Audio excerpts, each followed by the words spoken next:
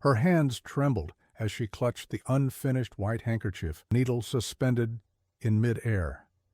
"Don't have to do this, Robert. It's not your fight." Eliza, her voice choked, her eyes fixed on the main gate, where the shadows of Vance's men gathered. Stood in front of her, a shield against the world, his jaw set.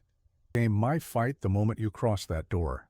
Before we delve into this story, leave a comment with a rating from 1 to 10, and tell us what city you're joining us from.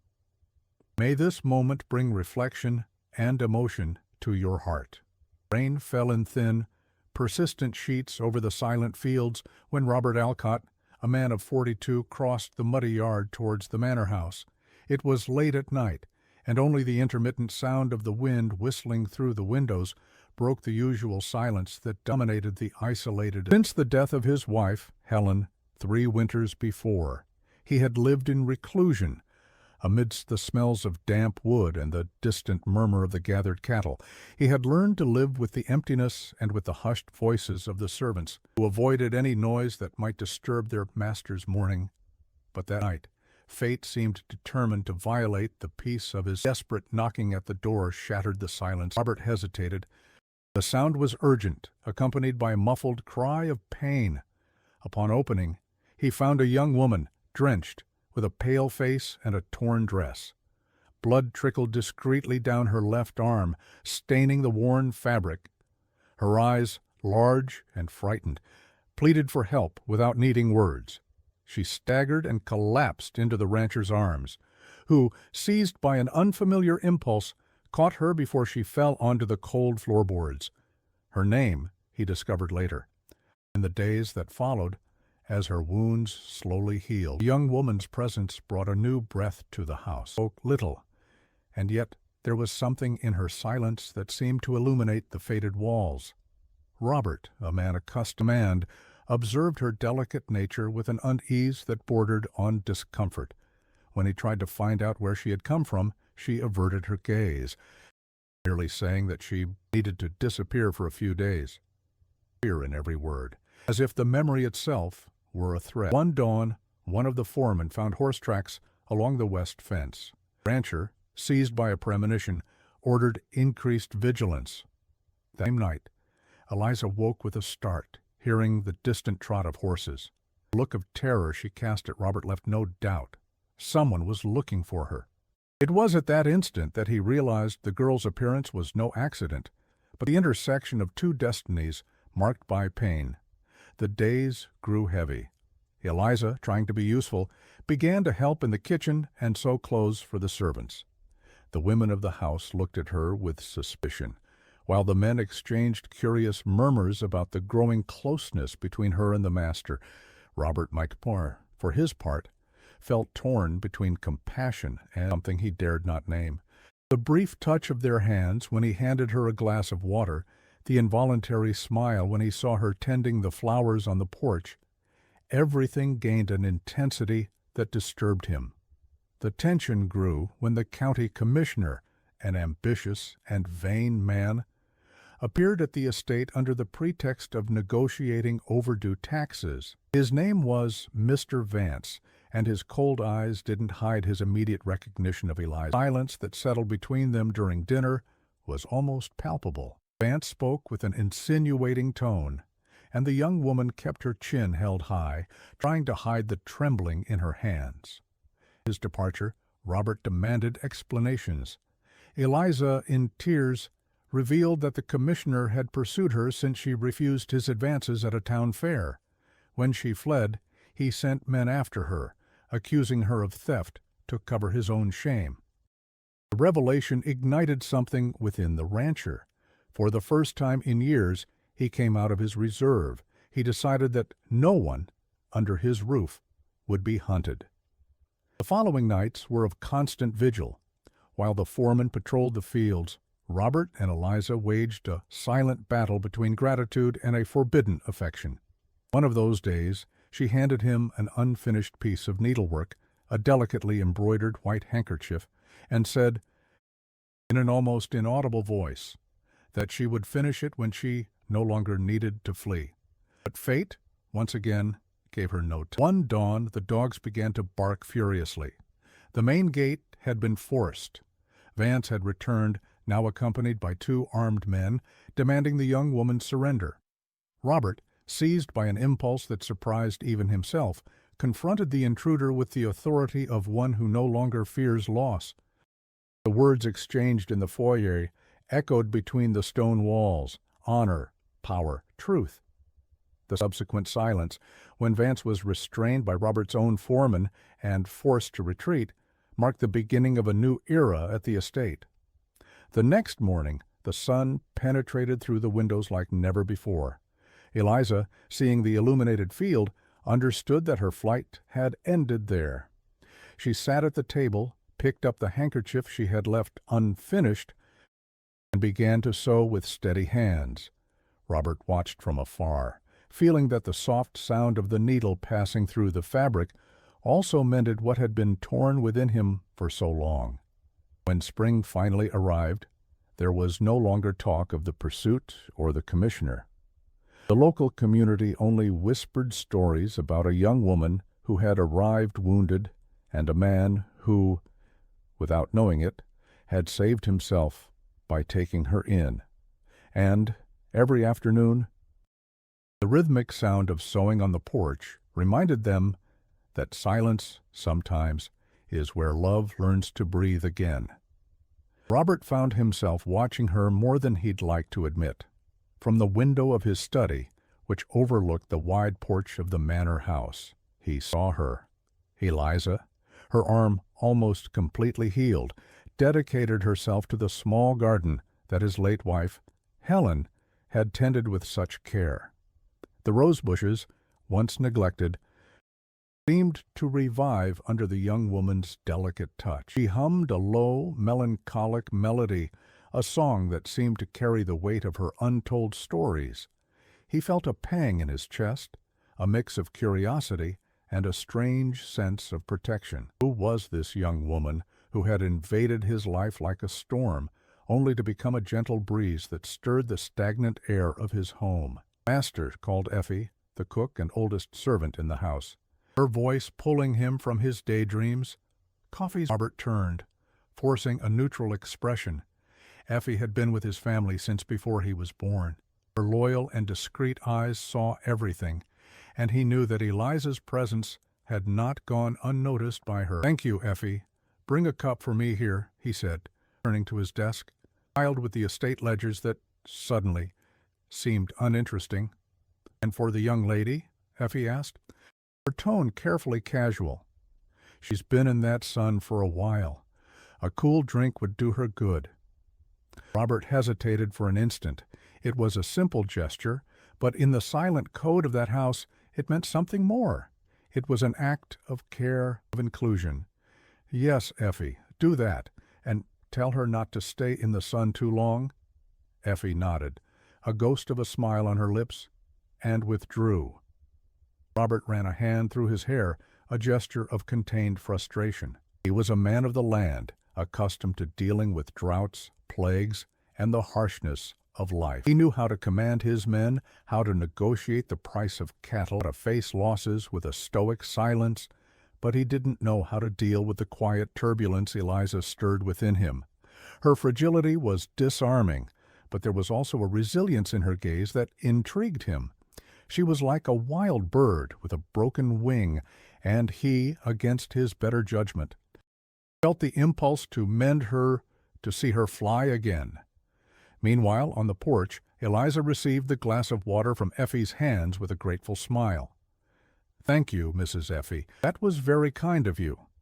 "The master sent it," the cook replied. "Worried about you staying in the sun, Miss Eliza." Eliza's gaze turned involuntarily to the study window. She couldn't see him, but she felt his presence. Since her arrival, Robert Alcott had been a constant and silent figure. He had offered her shelter, food, and, most importantly, temporary peace. But his presence was also intimidating. His sad eyes seemed to carry a deep sorrow, and his silence was as imposing as the ancient trees that surrounded the property. He felt immense gratitude, also an uncomfortable feeling of being a burden, an intruder in a sanctuary of memories. That night, dinner was silent as usual. Only the clinking of cutlery on plates broke the solemnity of the large dining room. Eliza felt the weight of Robert's gaze upon her. She dared to raise her head and met his eyes. For a fraction of a second, she saw something different in them, a warmth that was quickly replaced by usual, guarded expression. "Is your arm better?" he asked, voice hoarse from disuse. "Yes, sir. Much better. The salves Mrs. Effie uses are miraculous," she voice almost a whisper. "Effie knows what she's doing," and the conversation died there. That brief exchange was enough to change something in the air. The silence that followed was no longer empty, but filled with unspoken questions, unsaid feelings. Eliza returned to her plate, her heart beating a little faster. She had fled from a man who wanted to possess her, who saw her as an object of desire. Now, she was under the roof of a man who looked at her with a mixture of pity and something more. Something she couldn't decipher, but which, for the first time in a long time, didn't make her feel afraid. Later that night, unable to sleep, Eliza went to the kitchen for some water. Passing through the living room, she saw a light on. Robert was there, sitting in an old leather armchair, a glass of whiskey in his hand, staring at a portrait on the wall. It was the painting of a beautiful woman with a sad... Eliza had heard the servants whispering her name, the ghost that still haunted that house. She was about to retreat, not to be indiscreet, when he spoke, without turning to look at her. She loved this house, his voice imbued with a deep longing. She used to say that the walls breathed, that they told stories.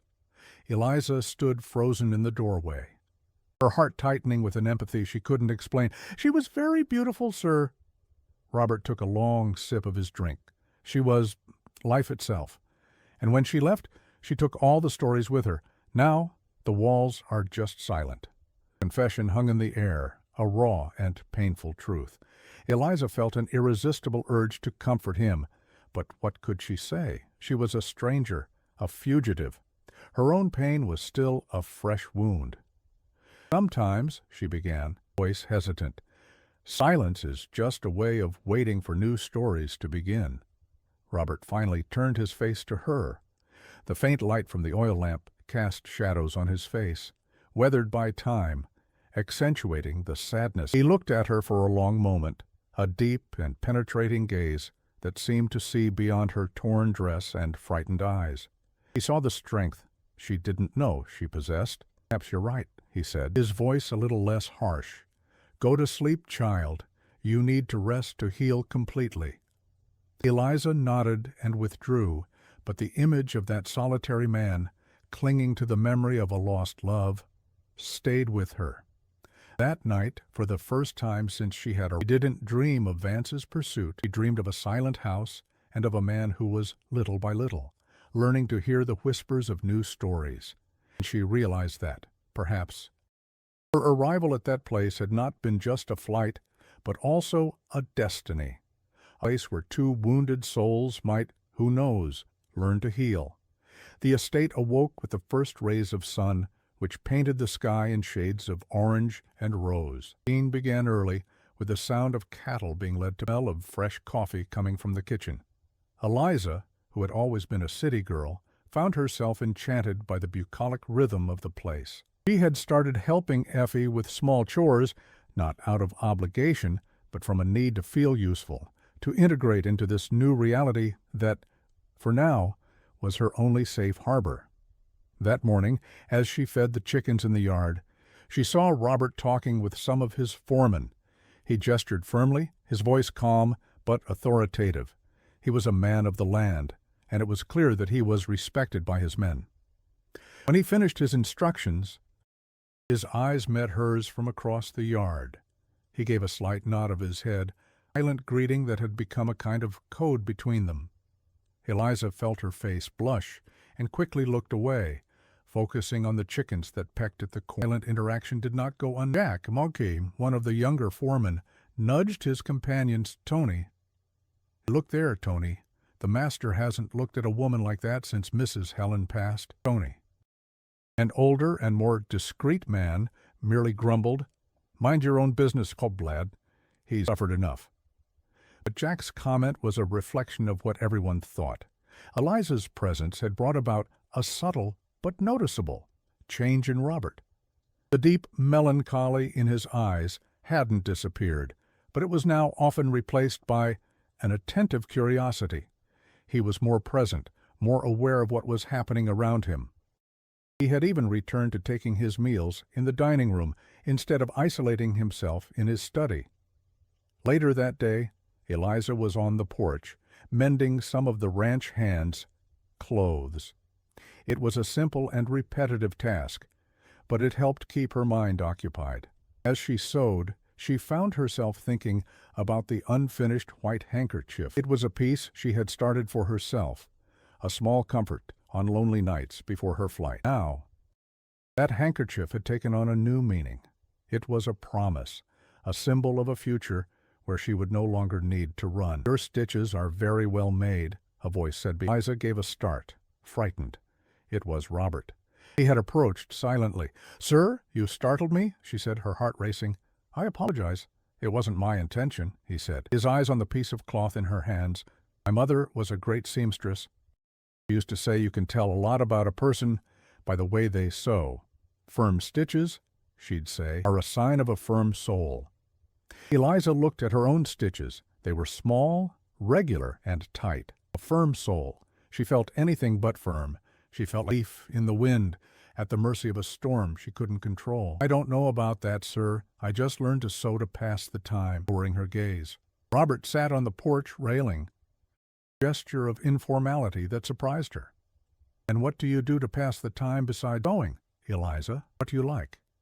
The question caught her by surprise. It had been so long since anyone had asked her about her tastes, her dreams.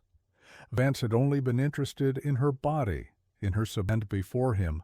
Her life had been a constant struggle for survival, with no time for desires or hobbies.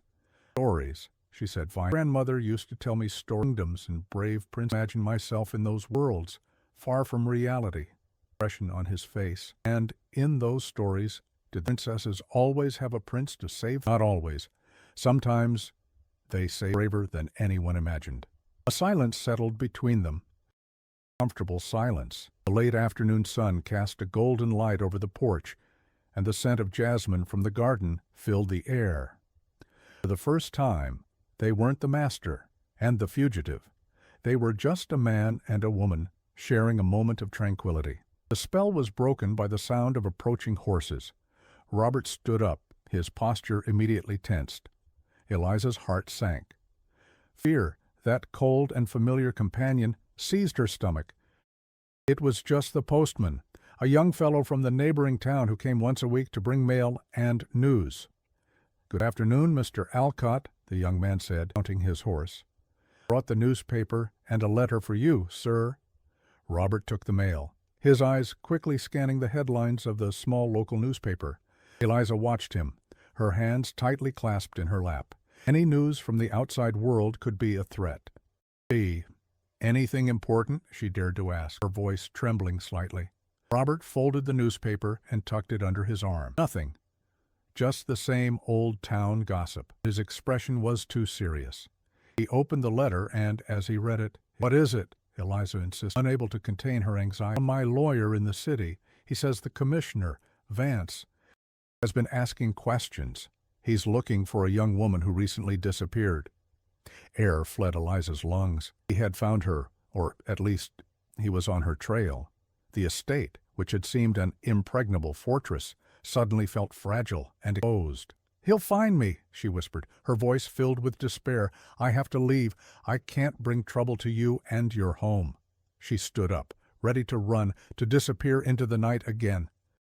But Robert's hand on her arm stopped her. His grip was firm, but not violent.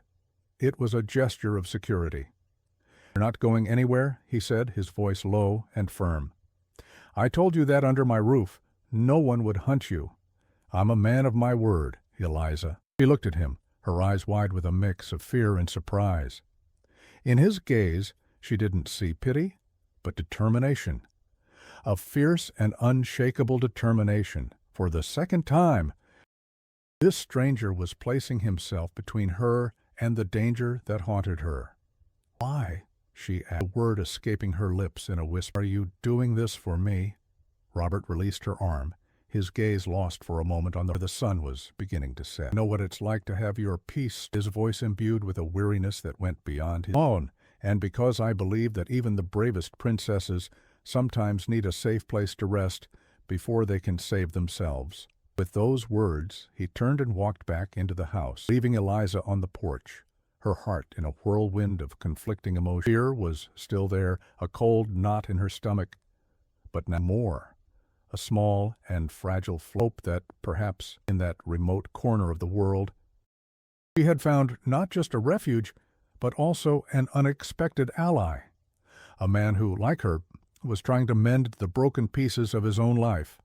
And she knew, with a certainty that was both frightening and exciting, that their stories, which had crossed Vance, were now irrevocably intertwined. The news that Vance was looking for her hung like a shadow over the estate. The apparent tranquility of the previous days gave way to a palpable tension.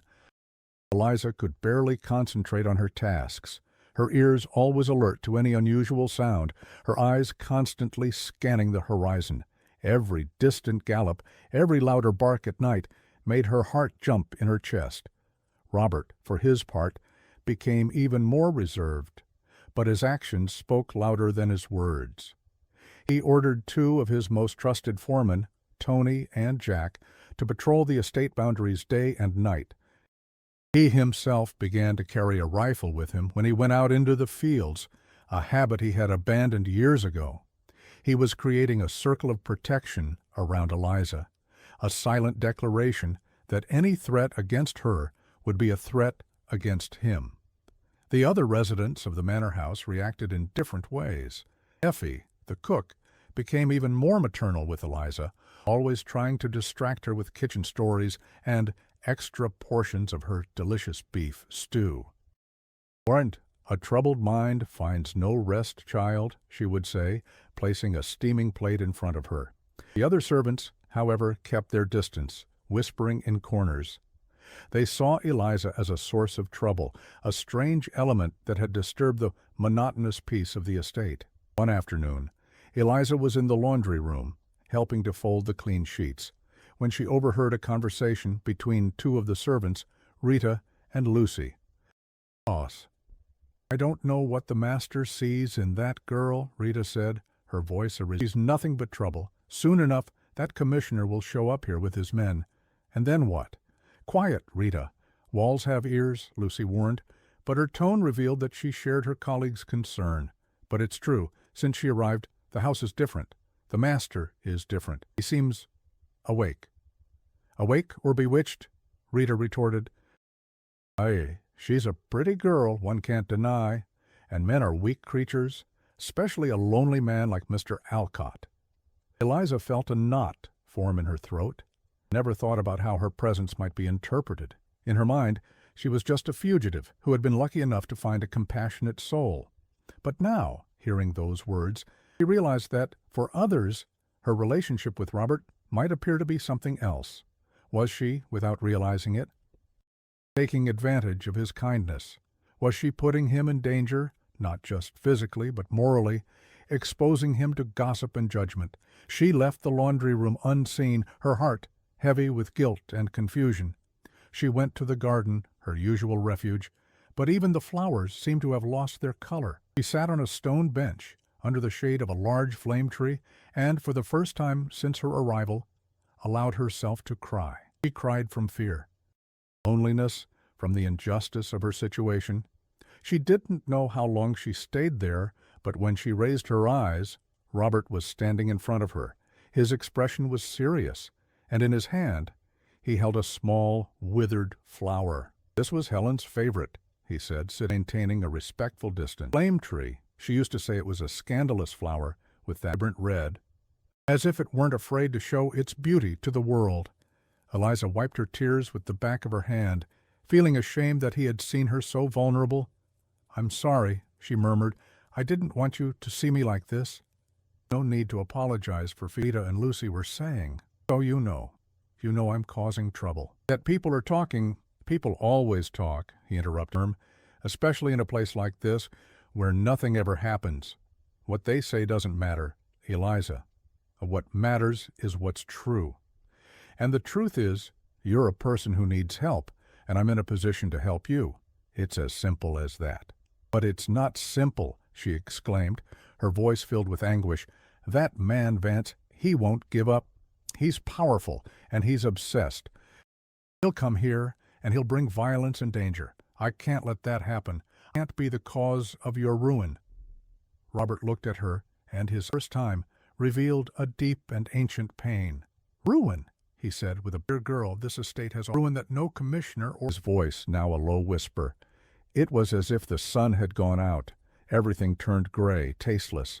I closed myself off in my pain, and this estate, which was her pride, began to wither with me. Fields produced less, animals fell ill, the house deteriorated. I had lost the will, the energy to care for what was ours. He turned to her, and his gaze was so intense that Eliza felt it pierce her soul.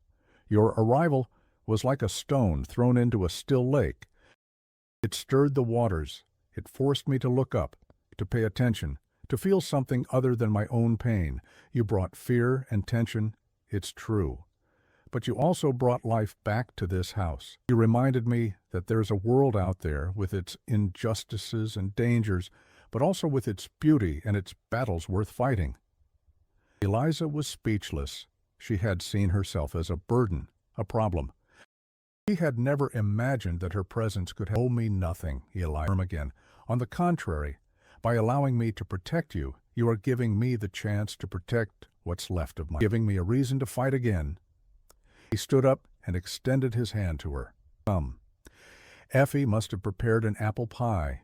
I want you to eat with me in the dining room. From now on, you are no longer a guest. You are part of this house. This house protects its own. Eliza looked at his extended hand. It was a large, calloused hand, the hand of a man who worked the land. But at that moment, it was the safest and most welcoming hand in the world. She placed her small hand in his, and for the first time felt the warmth of his skin against hers. It was a brief and simple touch, but one that sealed a silent pact between them. As they walked back to the manor house, side by side, Eliza knew that things would never be the same. Fear was still there, lurking in the shadows. But now it was accompanied by a new feeling, a feeling of belonging. She was no longer a solitary fugitive. She was Eliza, and she was home. Strange and unexpected house, but still a home, and she would fight for it with the same determination that its owner was fighting for her. The unspoken tension that arose in the library lingered in the air in the following days. Robert and Eliza became more cautious with each other, as if afraid of the feeling that had been revealed. Nightly readings were interrupted, under the pretext that he was too tired or she had a headache. The conversations became shorter, more formal. They were like two dancers who, after a moment of perfect synchronicity, had lost their rhythm and now circled each other. Unsure how to find the music again, Robert threw himself into the estate work with renewed vigor, as if trying to exhaust his body to silence his mind. He spent the entire day in the fields under the scorching sun, returning home only at night, covered in dust, too tired to think of anything but a warm meal and a bed. Eliza, for her part, sought refuge in her sewing. She spent hours on the porch, her head bent over pieces of cloth, her hands always busy. She had resumed work on the unfinished white handkerchief. The act of embroidering delicate flowers on the fabric was a way to channel her anxiety, to bring order to the chaos of her feelings. Each stitch was a thought, a doubt, a desire. One afternoon, as she sewed, Effie sat beside her, using the excuse of shelling peas. Old cook watched her for a while. Only the sound of peas falling into the bowl breaking. A troubled heart keeps hands busy, her voice calm and wise. Eliza stopped sewing and looked at her. Effie's eyes, though old and weary, were incredibly perceptive. Don't know what you're talking about, Miss Effie gave a small no. You do, child, you know very well. His house was silent for 2 long unspoken words. That silence has a name, called fear. Fear of feeling, Effie replied. Master is afraid to feel, and you, my dear, are afraid to feel because you think it's wrong or dangerous or because you think you don't deserve it. Eliza filled with tears. How do you know all this? I'm old, Effie said simply, and I've seen many stories unfold within these walls. The heart doesn't care about circumstances, child. It doesn't ask permission to beat harder. It just beats. She placed her wrinkled hand over Eliza's. It's the only guide we have in this life. And the Master's heart. It's a good heart. It's just a little rusty from disuse. Effie's words were like a key that unlocked a door within Eliza. She had been so busy surviving, so focused on her fear of Vance, that she hadn't allowed herself to look at her own feelings.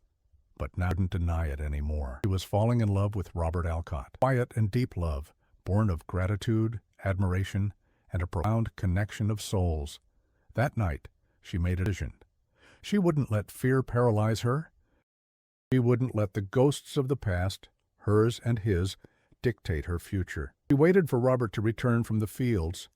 When he entered the house, tired and dirty, she was waiting for him in the hallway. Sir, she said, her voice firm, I need to speak with you. He looked at her, surprised by her determined tone. What is it, Eliza? Something happened? No, nothing has happened. But something needs to happen, she said. But we can't go on like this, avoiding each other, pretending nothing has changed between us. Robert ran a hand through his hair, a gesture of weariness and frustration. Eliza, please. I know you're a man who has suffered a great loss, and I know I'm a woman with a troubled past and an uncertain future. I know that, in theory, there's no room for anything between us. But my heart doesn't understand theory. It only understands what it feels, and what I feel for you is more than just gratitude. The confession hung in the air, brave and sincere. Robert looked at her, his eyes wide with a mix of shock and something more, a light, a hope that he thought was extinguished forever. I'm not asking for anything, Eliza continued, her voice trembling slightly. I'm not asking for promises or declarations. Just asking you not to be afraid of me or of what you might be feeling. Let's not let fear win. Let's not let silence return to this house. Finished speaking, her heart beating wildly in her chest. She had exposed her soul. Now, it was his. Robert remained silent for what seemed like an eternity. He looked at her as if he were seeing her for the first time. He saw not the fragile fugitive who had collapsed, but a strong and courageous woman who wasn't afraid to face her own feelings. A woman who was challenging him to do the same. And at that moment, all his defenses crumbled. All the walls he had built around his heart, he took a step towards her and another, until he was so close he could feel her breath on his face. He slowly raised his hand, and his thumb caressed her soft skin. I am afraid, he said, his voice hoarse with emotion. I'm terrified, because I thought I would never feel this again. I thought my heart had died with her. He looked deep into her eyes. But you arrived. And now, it beats so loudly it frightens me. He leaned in slowly, giving her time to retreat, but she didn't. She remained there, eyes closed, waiting, and then their lips met. It was a hesitant kiss at first, a kiss of recognition, of exploration, but it soon deepened, becoming a kiss of longing, of desire, of a desperate need for connection. It was a kiss that sealed all unspoken words, that healed all old wounds. It was the kiss of 2 lonely souls who had finally found their way home. When they finally separated, they were both breathless. They looked at each other, and there were no more doubts, no more fears. There was only a certainty. The certainty that, against all odds, in the midst of a storm they had found a safe harbor in each other's arms. A love that had been born in the most improbable circumstances was, for that very reason, the most precious and true love of all. This changed everything. The tension of the previous days dissolved, replaced by a sweet and exciting complicity. Robert and Eliza no longer hid their feelings. They didn't need grand declarations or public displays of affection. Their love was in the small things, in the prolonged glances across the dinner table, in the light touch of hands when they passed, the shared smiles that needed no explanation. The nightly reading sessions in the library resumed, but now they had a new meaning. After the last page was read, they remained there, talking for hours, sharing dreams, fears, and secrets. In that sanctuary of books, they built their own world, a bubble of peace and happiness that, for a time, made them forget the threat that still hung on the horizon. Robert seemed a new man. The permanent sadness in his eyes was replaced by a serene glow. He laughed more often, a deep and contagious laugh that echoed through the house, surprising even the oldest servants. He returned to taking an interest in the small details of the estate, not just out of obligation, but with a renewed passion for life. Eliza, for her part, blossomed. The fear that had been her constant companion was now just a distant shadow. She felt safe, loved, and, for the first time in her life, she felt she belonged somewhere. She no longer saw herself as a fugitive, but as the woman who had brought life and love back to a sad and lonely man. However, the outside world hadn't disappeared, and the threat of Vance was still a sword hanging over their heads. One morning, Jack, the young foreman, arrived at the manor house in a hurry, his face pale and worried.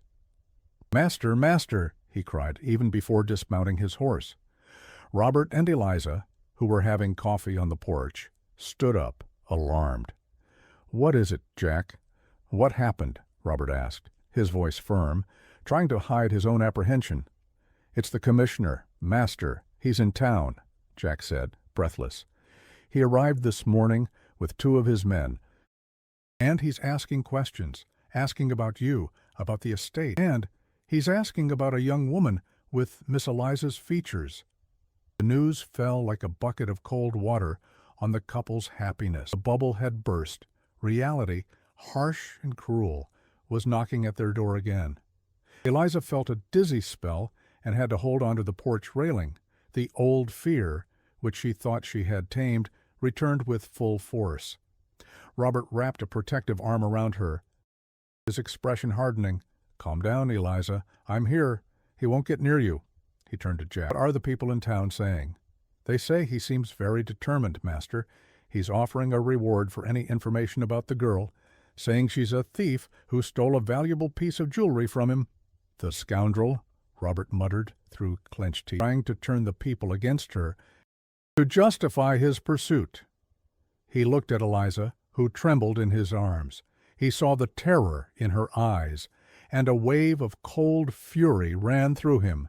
He had promised to protect her, and he would keep his promise, no matter the cost. "Listen, Jack," he said, his voice low and commanding.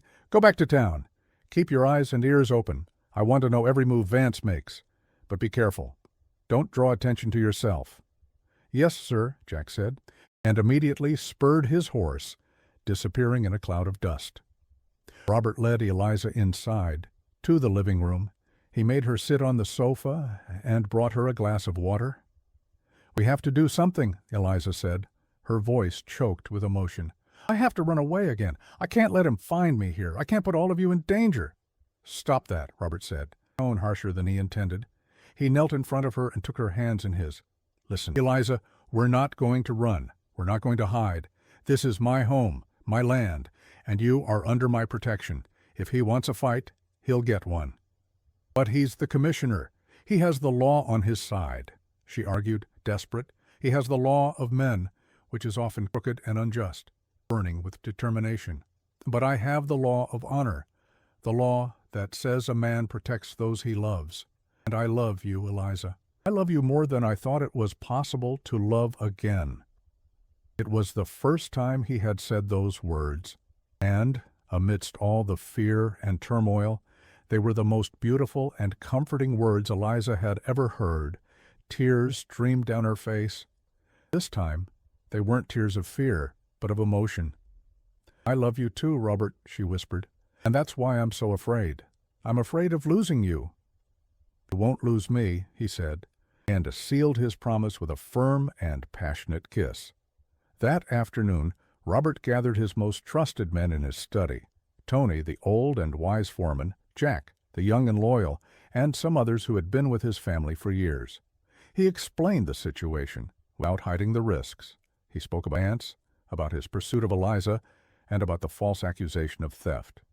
"I know I'm asking a lot of you," Robert said, his voice serious. "I'm asking you to stand by my side against a powerful man. I won't force anyone to stay. Those who wish to leave may do so now, with my respect and my gratitude for years of service." There was a moment of silence in the room. The men exchanged glances. Then Tony, the oldest, stepped forward. "Mr. Alcott," he said, "we served your father and his father before him. This estate is our home too, and we don't abandon our home in times of trouble. And all of us have seen the light this young woman brought back to your eyes. We'll stay with you to the end." A murmur of agreement went through the room. Jack, with the impulsiveness of his youth, placed his hand on the hilt of the hunting knife he carried at his waist. "Just give the order, master, and we'll show that commissioner what kind of metal the men of Alcott Estate are made of." Robert felt a lump in his throat. He had never felt so proud of his men, of his legacy. "Thank you," he said, his voice choked with emotion. "Thank you all." The estate was now officially on a war footing. The routine of the fields continued, but now there was an undercurrent of tension, of preparation. Patrols were reinforced. The gates were locked at nightfall. Women of the house, led by Effie, began to stock food and supplies, as if preparing for a long siege. In the midst of this warlike atmosphere, Robert and Eliza clung to each other, finding strength in their love. Every moment together was precious, for they knew it could be their last. One night, while they were in the library, Eliza picked up the white handkerchief, which was now almost finished. Only one last flower remained to be embroidered. "You told me you would finish it when you no longer needed to flee," Robert said, his voice soft. "I know," she said with a sigh. "But I think I was mistaken. I think I have to finish it now, to give myself strength, to remind myself what I'm fighting for." She picked up the needle and thread and, with firm and precise movements, began to shape the last flower. Red flower, beautiful and resilient. A flame tree flower. A flower that wasn't afraid to show its beauty to the world.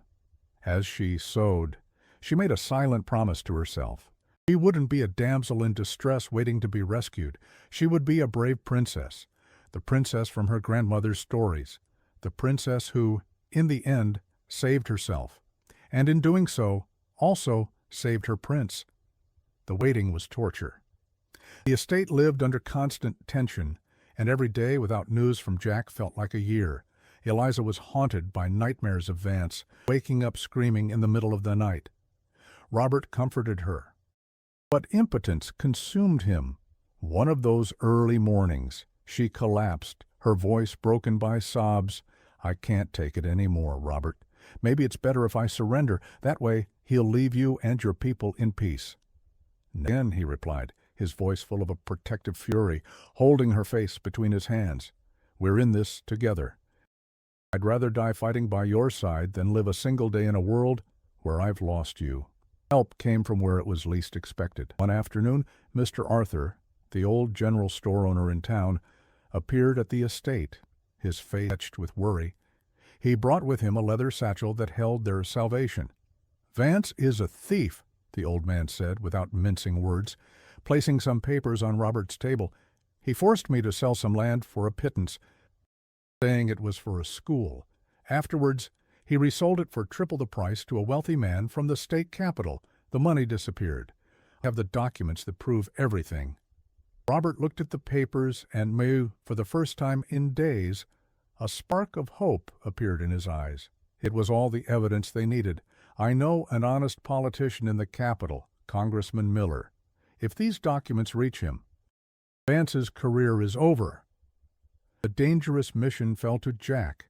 The young man, loyal as a watchdog, didn't even flinch. "Leave it to me, master. Consider it done." Before sunrise, Jack rode off at a gallop, carrying everyone's fate in his saddlebags. Robert and Eliza watched him disappear down the road, their hearts divided between a terrible fear and a stubborn hope. The waiting became a knot in their throats. Every shadow on the road, every louder bark was a jolt. On the second night, when everyone's nerves were already frayed, the dogs barked with a fury that left no doubt. At the gate, under the moonlight, the silhouette of Vance and his two henchmen appeared. The end of the line had come. "Stay inside," Robert ordered, grabbing his rifle, courage shining in her frightened eyes. "I won't hide. I'll stay with you." He saw her strength and merely nodded.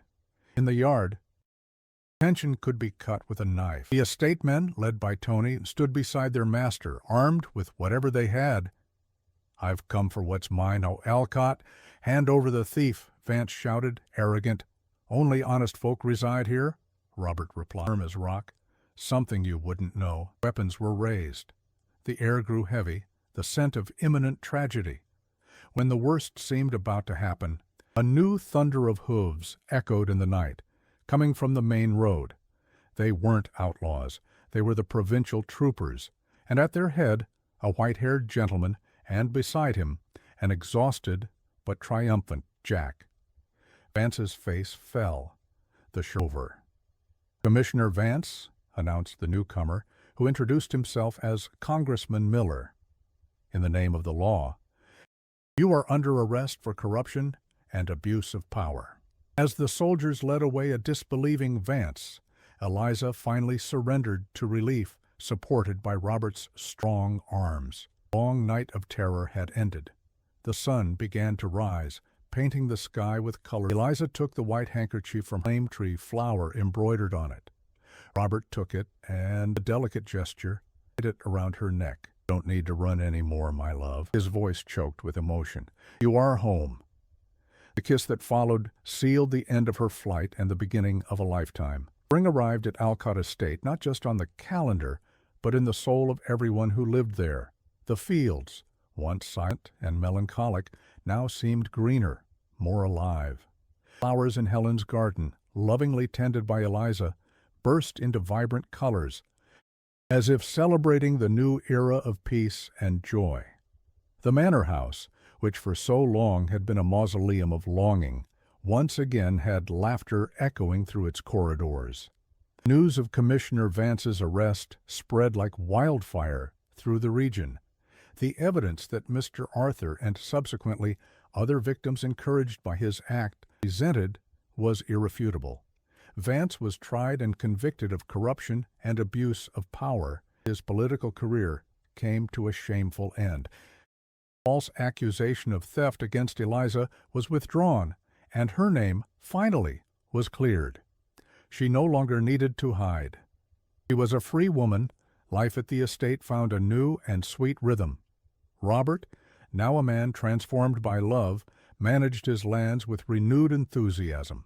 He was no longer the somber and reclusive master. He was a fair and respected leader who now shared his decisions and dreams with the woman he loved. Eliza, in turn, found her place in that world. She was no longer the frightened stranger, but the mistress of the house, a mistress loved and respected by all, not by imposition, but by the sweetness and strength she radiated. She learned the secrets of the estate, the timing of planting and harvesting, the names of every newborn calf, and in return, she taught those simple folk the beauty of the stories she read in the library books and the delicacy of the flowers she embroidered on her fabrics. The relationship between Robert and Eliza deepened each day. Their love wasn't made of grand bursts of passion, but of a serene complicity, an understanding that transcended words. It was a love built on the foundations of gratitude, mutual respect, and the overcoming of pain. Two halves of the same soul, who had found each other in the midst of chaos and, together, had found peace. One sunny Sunday afternoon, the estate was celebrating. Robert had organized a big lunch to celebrate the good harvest and, especially, to celebrate life. All the employees and their families were present. There was music, dancing, and an abundance of food, meticulously prepared by Effie and her helpers. Robert and Eliza watched the scene from the porch, holding hands. He looked at her, and his eyes shone with infinite tenderness, voice choked with emotion. "It was you who brought it. We brought it. Together. You gave me refuge, and I gave you a reason to fight for it. We saved each other. He pulled her closer and kissed her softly. I love you, Eliza. More than words can say. I love you too, Robert. Forever.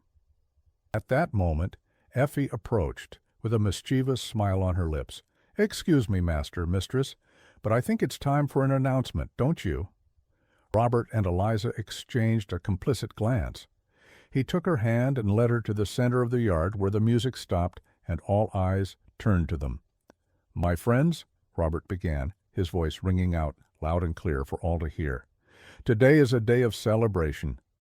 We celebrate the land that sustains us, the peace we have regained, and the family we have formed here on this estate. He looked at Eliza, and his face lit up. But, for me, there's an even greater reason to celebrate. A few months ago, a woman knocked on my door, wounded and frightened, and by taking her in, I didn't know I was taking in my own heart, which had been lost. Eliza not only brought light back to this house, but also to my life. He knelt before her, to the surprise and delight of everyone. He took a small velvet box from his pocket. Opening it, he revealed a simple but elegant ring with a small and delicate stone. Eliza, he said, his eyes, will you marry me? Will you accept to be my companion, my friend, my love, for all the days of our lives? Eliza brought her hands to her mouth, tears of happiness streaming down her face. She couldn't speak. She just nodded her head repeatedly. Robert placed the ring on her finger, and warm applause erupted in the yard. He stood up and kissed her passionately, feeling the promise of a future they would build together. Day after day, the celebration continued until later, when the moon was already high in the sky, Robert and Eliza walked hand in hand to the great flame tree, the tree that had been a silent witness to so many crucial moments of their story. Ellen would have liked you, Robert. He looked at the tree's red flame. He loved people with firm soul, and yours is the firmest I've ever known. She leaned her head on his shoulder. I feel as if I knew you through your love for her and through the love she left in this house. They stood there, in silence, embraced beneath the tree's canopy, feeling the soft night breeze. There were no more ghosts, no more fears, only the certainty of a love that had been born of pain, but had blossomed in hope. Their story became a legend in the region, the story of the heartbroken rancher who rediscovered happiness in the arms of a mysterious stranger, the story of how love, courage, and honor can overcome tyranny and injustice. And every afternoon, when the sun began to set, anyone passing by the road near Alcott Estate could see, on the manor house porch, a man and a woman, sitting side by side, reading a book or simply conversing, in perfect harmony. And sometimes the wind carried the soft sound of a needle passing through fabric, stitching not just cloth, but the threads of a lifetime of happiness, a life that proved that silence sometimes is just the place where love learns to breathe again, and once it learns, it never loses its breath. So, did you enjoy the ending of Robert and Eliza? Their journey was full of emotion, and I hope it touched your heart as much as ours when writing it. You were moved, rooted for them, and fell in love with them. Don't keep that emotion all to yourself. Subscribe to our channel so you don't miss any of the upcoming stories we're preparing with great. Give us a like on this video to show us we're on the right track. Of course, comment below what you liked most about this romance. Your opinion is our greatest gift. A big hug, and until the next story.